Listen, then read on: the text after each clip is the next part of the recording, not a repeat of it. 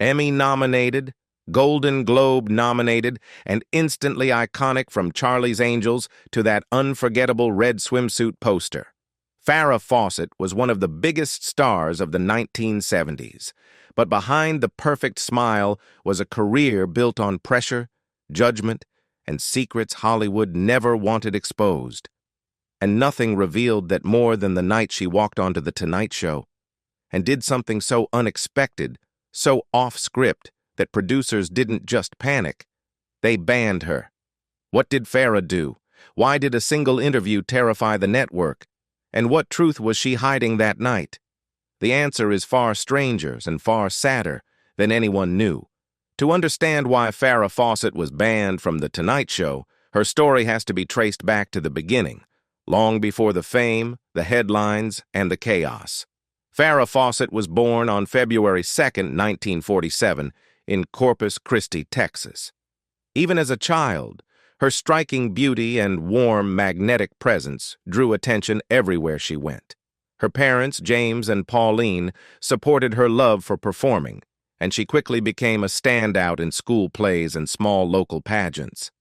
By the time she reached the University of Texas at Austin, she had already become a campus icon, even named one of the 10 most beautiful students. That recognition caught the eye of Hollywood agents, especially David Mirisch, who spent 2 years urging her to move to Los Angeles. In 1968, with her parents' blessing, she finally agreed. It would change her life forever. Once in Hollywood, she signed a $350 a week contract with Screen Gems and quickly became a recognizable face in national commercials, everything from toothpaste to cosmetics. Acting roles soon followed. The Flying Nun, I Dream of Jeannie, Mayberry RFD, The Partridge Family, and eventually The $6 Million Man, where she appeared alongside her future husband, Lee Majors. Her early film roles, including Myra Breckinridge and the French romance Love is a Funny Thing, proved she could move between modeling and acting with ease. By the mid-1970s, she was on the edge of a breakout so massive no one, not even Farrah, could have predicted it. Farrah Fawcett's leap into superstardom began with an idea that seemed almost too simple: a poster. In 1977, ProArts Inc. hired photographer Bruce McBroom to shoot promotional photos of her, a session that would accidentally create one of the most iconic images of the decade. Farrah did her own hair and makeup, no mirror, no stylist, just her usual effortless charm. She even brightened her blonde hair with a bit of lemon juice, a trick she'd used since Texas. Among the many photos taken that day, her clear favorite was one of herself in a red swimsuit. No one could have predicted what happened next. The poster became a phenomenon. It shattered sales records, turned dorm rooms and bedrooms into Farrah shrines, and became a symbol of 1970s pop culture. But Farrah's rise didn't stop there. Around the same time, she appeared in Logan's Run with Michael York, a role she landed partly thanks to her husband Lee Majors' industry connections. Majors was friends with producer Aaron Spelling, who was creating a new TV show, Charlie's Angels. Farrah was the obvious choice. When Charlie's Angels premiered in 1977, her role as Jill Monroe made her a household name overnight. The show was an instant hit. Audiences were captivated by the mysterious premise: a trio of female detectives taking orders from the unseen Charlie, voiced by John Forsythe, and by the chemistry between Farrah, Kate Jackson, and Jacqueline Smith. Farrah's popularity skyrocketed. She even joked to TV Guide, "When the show was number 3, I thought it was our acting. When we got to number 1, I decided it could only be because none of us wore a bra." Her red swimsuit poster surged in sales again. In fact, she earned more from poster royalties than from her entire first season on the show, and her signature feathered hairstyle, the Farrah Do, became a global obsession, cementing her status not just as a TV star, but as a fashion and cultural icon. Farrah Fawcett shocked Hollywood in the spring of 1977 when she walked away from Charlie's Angels after only 1 season. Her sudden exit triggered a messy contract dispute with ABC and producer Aaron Spelling, and Cheryl Ladd was brought in to play Jill Monroe's younger sister, Chris, as her replacement. People immediately began speculating about the real reason she left. Some believed her marriage to Lee Majors was straining under their conflicting work schedules. Others insisted Farrah wanted to break free from television and pursue serious acting roles.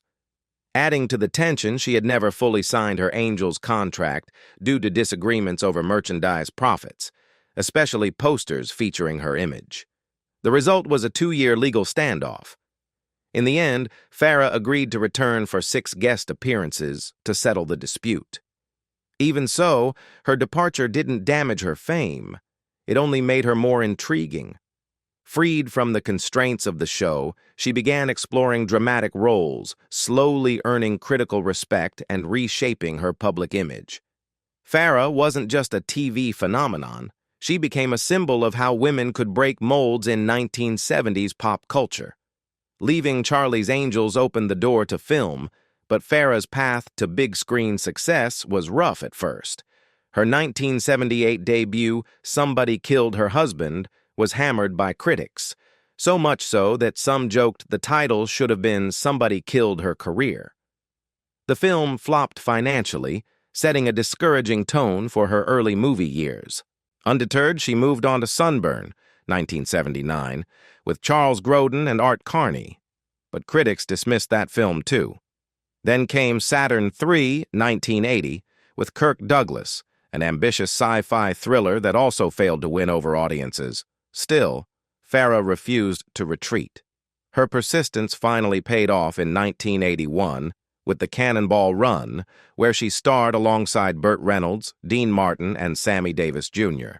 The movie was a box office hit and restored some of her Hollywood momentum. Around this time, she also appeared in The Shadow Box, 1980, with Catherine Ross, Sam Elliott, and Andy Griffith, a project that showcased her versatility even if it wasn't a blockbuster. Farrah Fawcett's true breakthrough as a serious actress came in 1983 with the off-Broadway play Extremities. Her performance stunned audiences and silenced critics who once doubted her. Night after night, crowds gathered outside the theater just to see her, proof that she had officially transitioned from poster icon to respected dramatic talent. A year later, she took an even bigger risk with the TV movie The Burning Bed, 1984. Playing Francine Hughes, a woman driven to the edge by years of domestic abuse, Farrah delivered a raw, unflinching performance. The film sparked national conversations about domestic violence, and her portrayal earned widespread praise for its emotional power. She returned to Extremities in 1986 for the feature film adaptation, once again earning acclaim for her intensity and depth. Then, in 1989, she took on one of her darkest roles yet, Diane Downs in Small Sacrifices. Critics hailed her portrayal of the convicted killer as one of the strongest performances of her career, cementing her status as a serious dramatic actress. In 1997, Farrah made her first major media appearance since leaving Charlie's Angels, stepping onto The Tonight Show for what she hoped would be a fresh start and a chance to reclaim her narrative. Instead, the moment turned into one of the most controversial interviews of her career. Farrah, wanting to discuss her life beyond the bikini poster and the Angels franchise, spoke candidly, sometimes nervously, about her choices, her frustrations, and her artistic ambitions. Some viewers felt she was criticizing Charlie's Angels for limiting her as an actress, a stance that sharply contrasted with the polished, controlled image celebrities usually projected on late-night TV. The interview only grew more uncomfortable as Johnny Carson remained unusually distant, delivering jokes with a cold edge, while Farrah appeared distracted and confused, especially when she failed to react to the audience's laughter. She was expected to promote her upcoming Playboy project, but the conversation drifted, and the awkward tension became impossible to ignore.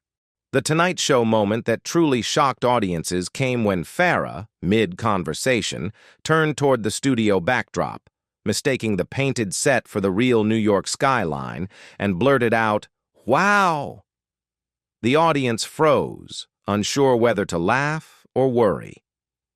Moments later, she stumbled through a story about Central Park, struggling to express herself while a stage manager's slip-up made the moment even more chaotic. The segment spiraled into one of the most uncomfortable interviews in late-night history. Breaking from polished celebrity norms on such a massive platform came with consequences. The press pounced, dissecting Farrah's behavior and hounding her with relentless questions about her personal life.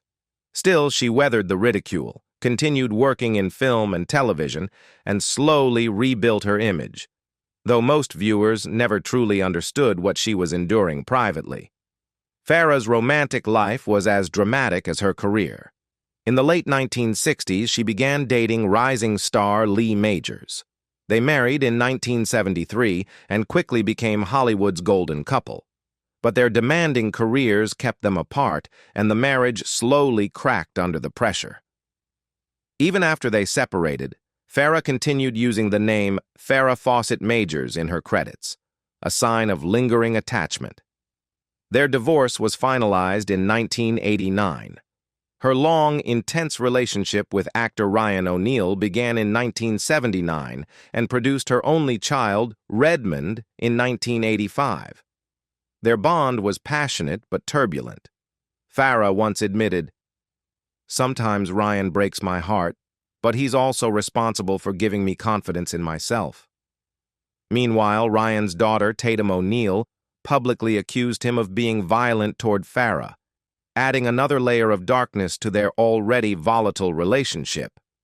Despite the chaos, Farrah and Ryan reunited in 2001, and as she battled cancer years later, he revealed she had agreed to marry him once she recovered. Farrah's love life took an even darker turn in the late 1990s when she dated filmmaker James Orr. Their relationship ended abruptly after Orr assaulted her during an argument. He was later convicted. But perhaps the most unexpected chapter was her rekindled romance with Greg Lott, her college sweetheart from the University of Texas. Lott insisted they quietly resumed their relationship in 1989 and stayed together until her death. Farrah left him $100,000 in her trust and nothing to Ryan O'Neal, fueling his claim that her partnership with Ryan was more Hollywood illusion than genuine affection. Despite her fame, Farrah Fawcett's personal life was marked by heartbreak. One of the most devastating blows came on October 16, 2001, when her beloved older sister, Diane Fawcett Walls, died of lung cancer. The loss shattered her. Only a few years later, in 2005, Farrah lost her mother, Pauline, deepening her grief at a time when she was already juggling enormous personal pressures.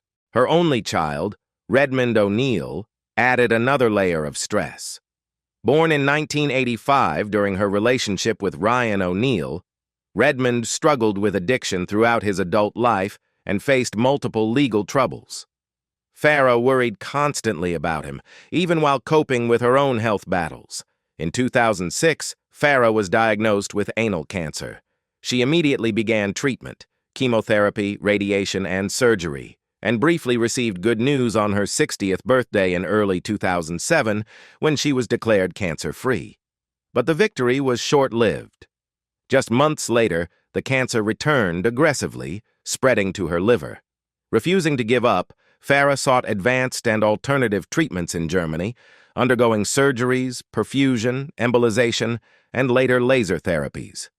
Her close friend, Alana Stewart, documented the emotional and physical struggle in Farrah's story.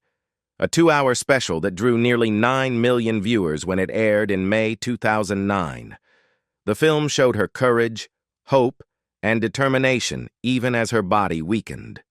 By spring 2009, her condition worsened. She endured hospital visits, excruciating pain, and long days spent on IVs at home. Redmond visited her under supervision and handcuffs, and her elderly father flew across the country to be with her. Even in her final months, Farrah insisted on debunking tabloid lies and wanted her story to inspire others battling cancer. At 2:28 a.m. on June 25, 2009, Farrah Fawcett passed away at age 62, with Ryan O'Neal and Alana Stewart by her side. She fought with extraordinary strength, and her legacy remains one of resilience, honesty, and unwavering courage in the face of unimaginable pain. Farrah Fawcett's funeral was held privately in Los Angeles on June 30, 2009. Her son, Redmond, was granted temporary release from the detention center so he could attend and deliver the first reading. She was laid to rest at Westwood Village Memorial Park, just steps away from comedian Rodney Dangerfield. After her death, Farrah's estate became the center of a complicated legal fight. She had carefully arranged a $4.5 million trust, most of it reserved for Redmond's health care and long-term support. Her longtime partner, Ryan O'Neal, was notably absent from her living trust, last updated in 2007, raising questions about where their relationship truly stood in her final years. Instead, Farrah left specific gifts to family and loved ones: $500,000 to her nephew Gregory Walls and her father James, and $100,000 to her former college boyfriend Greg Lott. Her will also left her entire art collection to the University of Texas, a final tribute to her alma mater. But when the university received the artwork, they discovered a prized Warhol portrait missing. Ryan O'Neal claimed Farrah had gifted it to him, and after a long legal dispute, a judge ruled in his favor in 2013, adding yet another twist to her posthumous story.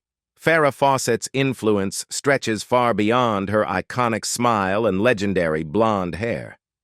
As Jill Monroe on Charlie's Angels, she helped redefine how women could be portrayed: strong, stylish, capable, and unapologetically feminine.